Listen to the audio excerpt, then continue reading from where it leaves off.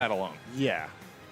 Like, it's a lot of that community-driven hype, the grassroots that's been, like, the bread and butter, the backbone of Smash. Sure. Since, like, before you and I were a twinkle in the thought okay. of Smash. Let's talk about these two players a little bit here. So we got the Corrin coming out. So that is Noku. That's okay. one of the best players from Westchester who we mentioned earlier. Right. And on the right, we have Why Do Bad Things Happen to Good People? Okay. Why? That's a big one. Yes, we shorthanded to Why Do. Why Do. Fair enough. All right, so to start this one off, Noku going to get the first bit of damage here, and a character we have not seen yet on the day, the Corrin. Yes, and Corrin's a character who hasn't been seeing a lot of usage lately. She was previously one of regarded as a solid character in Smash 4. Sure. Able to very confidently control the land as well as the air. But they've changed a lot of how her Dragon Lunge works. And through that, how she's able to control a lot of space and move around. Now, Noku's been dedicated to the character and has been proving results with her. Very long range. Yep, go ahead. Yeah, she's got plenty of range, like sure. you brought up. She's able to move fairly quickly. And her recovery is not bad by any means. Ooh, that's going to hurt. What a great DI coming out there from Noku. He'll wind up getting on back, almost getting the guarantee, but the spike into the guaranteed follow-up. You're going to see a lot of that. A lot of that spike going into moves, whether it's that up air, whether it's a forward tilt, something to just further the advantage. It's something that Corrin's always been able to do, and even though it's a bit more committal now than it was previously, it's still part of her game plan. Big throw coming out, though. Noku going to wind up walking away with the first bit of damage off the up throw. 138% will have the rage in her factor, but why? Why don't? Is that what it is? Why do? Why do? Bad things happen. Just go for why do. Trust me. You. All right, well, why do there? Right now, we're seeing Noku play really confident, and that's going to help Why do quite a bit. Yeah, Why do sitting here with his Cloud, one of his more practiced characters that he's been chilling with between Cloud and me Sword Fighter. He's got a very odd cast of characters, but I actually really like the Cloud pick in this particular one. I feel like Cloud can control this space very well, and more importantly, he can fight for the ground space that Corrin's going to want to contest for so badly. Corrin reminds me so much of female Ike, just from the back air positioning you need, a lot of the nair setups, up air setups, just really good stuff. And it's interesting to see this character. There it is, the range once again off that after that forward air, huge. Yeah, there's a lot that that Corrin brings to the table that's reminiscent of the other Fire Emblem characters, and how she wants to control space, how she uses her tools. A lot of the things look similarly, but they're just deviant enough that she carves a path for her own when it comes to what the Fire Emblem characters bring to the table. And it's mostly because of how aggressively that she can control space, where the others are able to play defensively or like offensively. They'll beat you on the sticks. They're going to beat you on the button press, you know, a lot of that. She has a little bit more of this. It's not a gimmick. It's just more of a select strategy, if you will. Yeah, there's a centralized tool. Right. Now, mind you, on that same front, Cloud is very much the same way. He's got a solid disjoint. He's got good air movement. These are characteristics that all of the sword-carrying characters in Smash have. But Limit changes the game, and his specials really do a good job of showcasing how he's a monster in his own right. Speaking of, Mighty doing a really good job of having fought off the back of this fight really well now, sitting, even though with a really high percentage, he's looking in position to possibly take this game. Ooh, and right there, actually, that was a big window for Why Do as Noku barely got back onto the stage. Oh, but that's going to hurt. Up air coming out, but no, great DI comes out from Why Do. Going to try and get back on, but a spike. What a range. Wow. Perfectly spaced Dragon Lunge. Excellent job by Noku. And he's going to be taking game one. And honestly, I saw him playing Corrin early on in the meta, and I didn't expect the character to last. As I heard more and more Corrin players being like, she doesn't have what it takes to stand up in the meta anymore. She's not as dominant. She's not as fast. Like, a lot of players who were so dedicated to this character previously started to fall off of her. And then Noku, in turn, decided to pick her up. And to see him get success out of that, it makes me hype. I'm not going to lie. He's in the winners quarterfinals for a reason. I mean, there's no question she has the... That's the thing, right? Because she reminds me of this character Hayate in DOA. He's a counter hit character.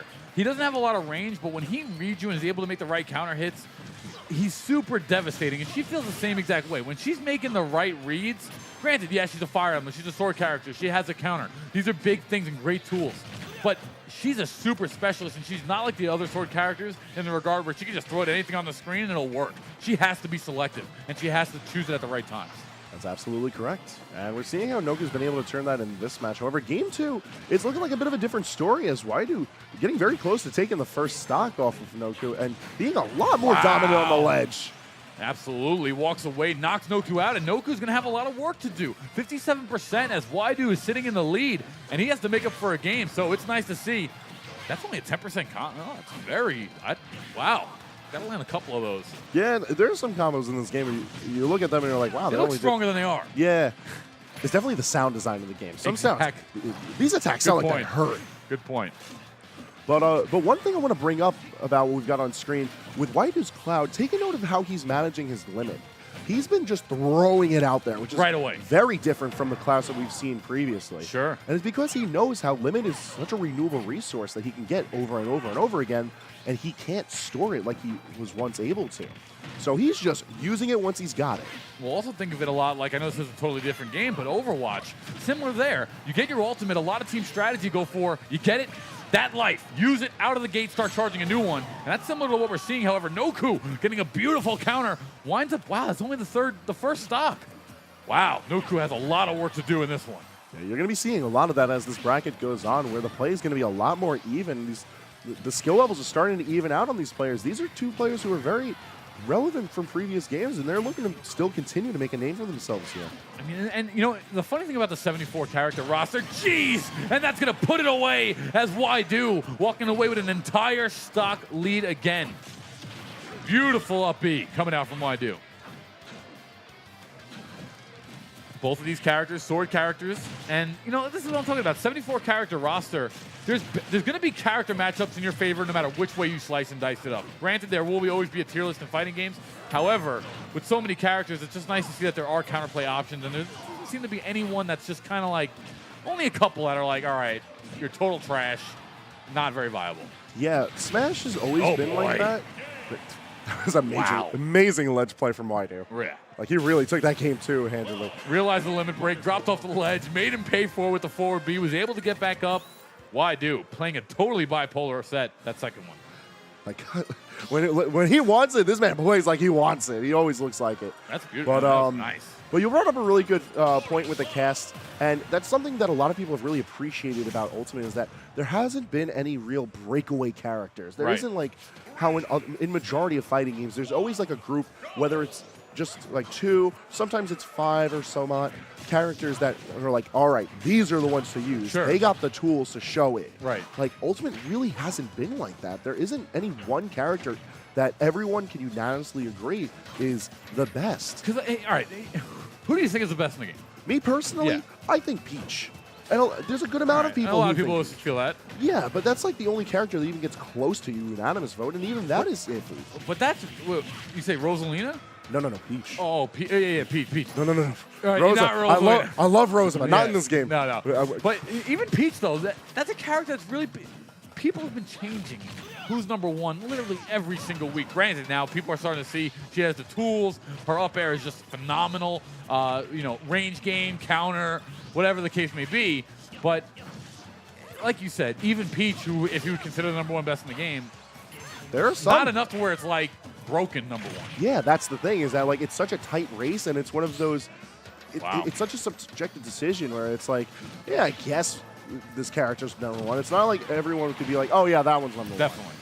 And that might happen at some point, but last week it was Inkling, this week it's Peach. It changes so much. It does. And I think another character that deserves to be in that pool of very strong characters is Cloud. Now, we were talking about this before we hopped on the mic, but Cloud's one of those characters that everyone's sleeping on.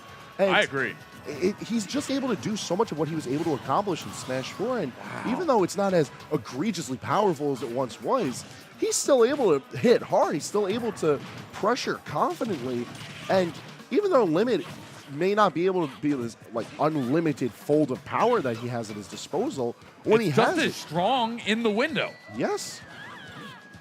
As we're seeing here, Noku though winds up coming on back, just like that, does get eliminated. However, she's able to at least put 50% here onto Cloud. He does have his limit in guard, but now 70%. Noku can still come back from this one. We're in the third set, folks. This is the last one potentially here in the winners quarterfinals. And just as I was saying, the limit dissipated, so now Waidu's not able to just spring it on Noku, and it's very likely he's not going to be able to see his limit in this stock still. Sitting at 112 and counting, he's going to get forward smashed. Lance piercing through, and just like that, we're down to the last stock situation. Last stock, last round. This is what fighting games are all about, that momentum. 40% here onto Noku. Waidu, though, and this is where his strong suit has been coming in his wheelhouse. Playing that ledge game with Cloud has been detrimental. It's been Noku who's been abusing the air game. But once it's been on the ledge, Cloud, and here, especially with the short hops, has been winning it.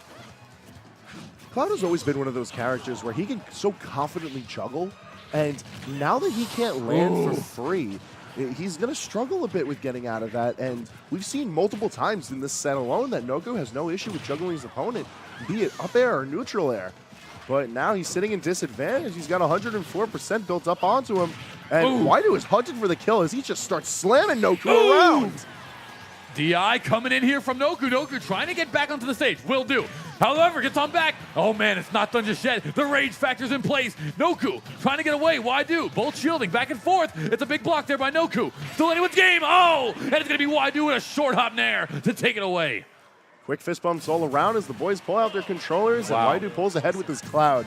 Honestly, man, you look at that, and how can you tell me this character? There are people who think he's mid-tier or low tier. I mean, how? If he is mid-tier, that says about the game overall, right? If he's higher, that just sleeps on the knowledge from the character. But like you said, I agree with you there. You put him in mid-tier all you want. He's a force.